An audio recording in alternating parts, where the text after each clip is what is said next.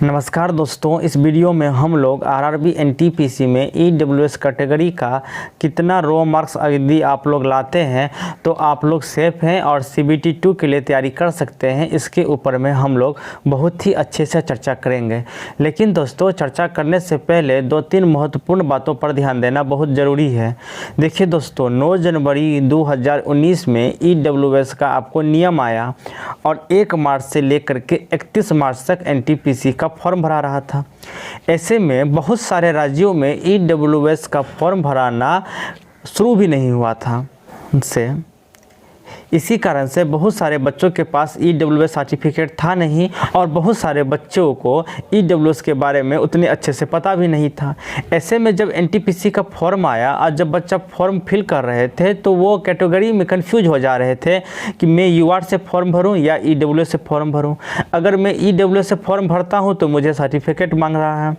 ऐसे में प्रोटेस्ट हुआ और सरकार बोले कि ठीक है, आपके पास अगर ईडब्ल्यूएस सर्टिफिकेट नहीं है तो आप लोग नो कर देना और जब डॉक्यूमेंट वेरिफिकेशन होगा तब ईडब्ल्यूएस का सर्टिफिकेट हम आपसे पूछेंगे। उस समय यदि आप अगर ईडब्ल्यूएस का सर्टिफिकेट दिखा देंगे तो आपको ईडब्ल्यूएस के आपको कैटेगरी का मान लिया जाएगा, नहीं तो आपको यूआर में डाल दिया जाएगा। यदि अगर आप यूआर का सभी आप स्टेज में कट ऑफ पार करते हैं तो ऐसे में बच्चे कंफ्यूज हो गए। उनको लगा कि ठीक है, अभी मेरे पास नहीं है, जब बनेगा तो मैं आपको ईडब्ल्यूएस दिखा दूंगा। और बहुत सारे बच्चे ईडब्ल्यूएस से अप्लाई कर दिए और बहुत सारे बच्चे यूआर से अप्लाई किए। तो जो बच्चे ईडब्ल्यूएस से अप्लाई कर दिए हैं उसमें से मैक्सिमम बच्चे जो ईडब्ल्यूएस अप्लाई किए हुए हैं उनके पास आपको 17-18 फाइनेंशियल ईयर का ईडब्ल्यूएस सर्टिफिकेट है नहीं। किसी के पास 18-19 का है, किसी के पास आपको 19-20 का है, किसी के पास 20-21 का है। जबकि रेलवे स्पष्ट रूप से मेंशन कर दिया था कि हम ईडब्ल्यूएस सर्टिफिकेट उसी को मानेंगे जिसके पास 17-18 फाइनेंशियल ईयर का ईडब्ल्यूएस सर्टिफिकेट हो, या फिर लास्ट डेट यानी जब तक एनटीपीसी का लास्ट डेट था फॉर्म भराने का उस डेट से भी यदि पहले हो आपका ईडब्ल्यूएस सर्टिफिकेट तो हम उसको वैलिड मान लेंगे। ऐसे में बहुत सारे जो बच्चे हैं जो अपने आप को ईडब्ल्यूएस कैटेगरी का मान रहे हैं वो बच्चे ईडब्ल्यूएस कैटेगरी में नहीं है, वो यूआर में है। रेलवे उसको यूआर में डाल देगा। तो इसीलिए आप लोग समझिए कि ईडब्ल्यूएस जो जेन्युइन मात्रा में जिनके पास 17-18 फाइनेंशियल ईयर का सर्टिफिकेट है और जिनके पास 31 मार्च 2019 से पहले का ईडब्ल्यूएस सर्टिफिकेट है, सिर्फ वही बच्चे ईडब्ल्यूएस कैटेगरी में कहलाएंगे। बाकी सारे बच्चे जो अपने आप को ईडब्ल्यूएस घोषित किए हुए हैं वो सारे बच्चे को आपको खींच करके जनरल में डाल दिया जाएगा, 40% में डाल दिया जाएगा।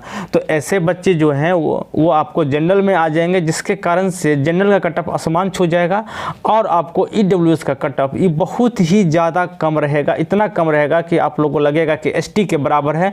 मैं तो इसमें थोड़ा सा बढ़ा करके दिया हूँ ईडब्ल्यूएस का कट ऑफ। मैं जितना बढ़ाया हूँ मानिए कि उससे भी 5-6 नंबर कम ही रहेगा ईडब्ल्यूएस का। तो चलिए अब हम लोग अच्छे से एक एक जोन का, सभी जोनों का हम ईडब्ल्यूएस का कितना रो मार्क्स आप लोग ला रहे हैं। यदि आप लोग जेन्युइन में ईडब्ल्यूएस में आते हैं तो आप लोग का जो रो मार्क्स ला रहे हैं अगर मेरे बताए गए रो मार्क्स से आपका मिलता है तो अभी से बेगर समय बर्बाद किए हुए आप लोग पढ़ाई शुरू कर दीजिए सीबीटी 2 के लिए और मेरे चैनल को सब्सक्राइब कर लीजिए। तो चलिए दोस्तों शुरू करते हैं।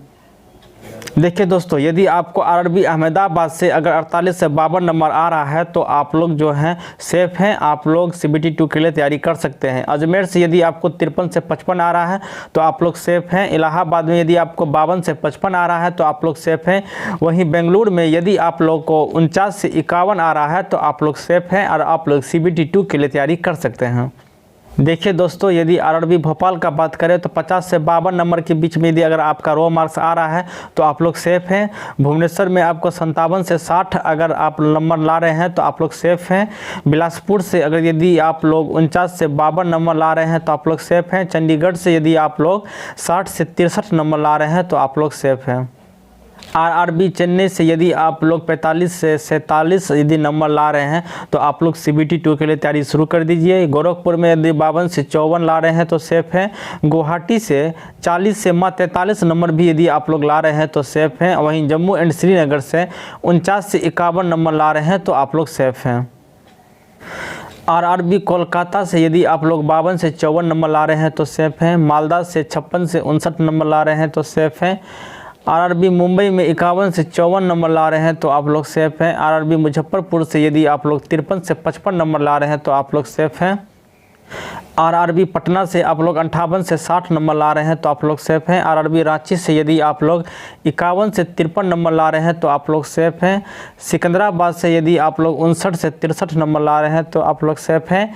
वहीं आरआरबी सिलीगुड़ी से आप लोग 43 से 45 नंबर ला रहे हैं तो आप लोग सेफ़ हैं।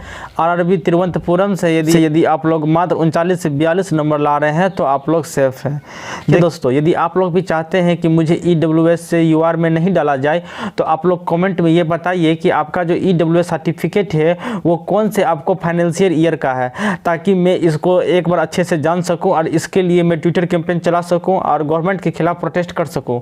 तो आप लोग को भी मेरा साथ देना पड़ेगा और आप लोगों को कमेंट में बताना पड़ेगा कि आप लोग का जो EWS सर्टिफिकेट है वो कौन से फाइनेंशियल ईयर का है। ठीक है, देखिए दोस्तों, मैं जितना भी रो मार्क्स बताया हूँ उससे आपको 5-6 नंबर कम ही जाएगा, तो फिर भी आप लोग निश्चिंत रहिए, क्योंकि आपको किसी सेट का बहुत ज़्यादा क्वेश्चन का लेवल हाई था तो कहीं का इजी था, तो आप लोग निश्चिंत रहिए। देखिए दोस्तों, यदि ये वीडियो आप लोग अच्छा लगा है तो लाइक कीजिए, यदि नहीं अच्छा लगा है तो डिसलाइक कीजिए। यदि आप लोग हमारे चैनल पर पहली बार आए हैं तो हमारे इस चैनल को सब्सक्राइब कीजिए। हम लोग मिलते हैं अगले वीडियो में, तब तक के लिए धन्यवाद।